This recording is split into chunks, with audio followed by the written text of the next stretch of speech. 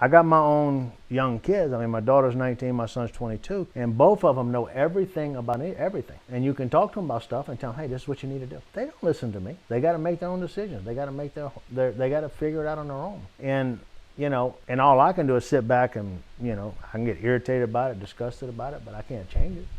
They have to make their own decisions about what they want to do. I know what is best in my opinion, I think I know what is best for them financially and what they can do to be the most successful. But they don't have to listen to me. And if they don't listen to me, then that's on them if they do it or don't do it. If they don't do it and 5 years from now, they got to pick up the pieces and figure it out. I'm not that upset about it because we're successful enough that I can support that decision and I can still make it happen for them. The problem is whenever somebody doesn't have somebody that can back them.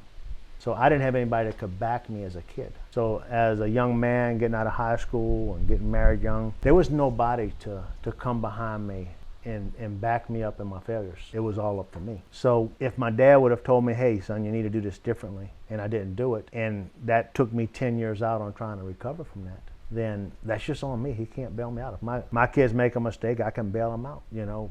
Christine and I got 4 kids together, or we're a blended family, but they're all our kids. So we're gonna take care of them kids and do what we gotta do for those kids. And that's important for us. But we're blessed in a way because we have both sacrificed so much through our lives that we can do that.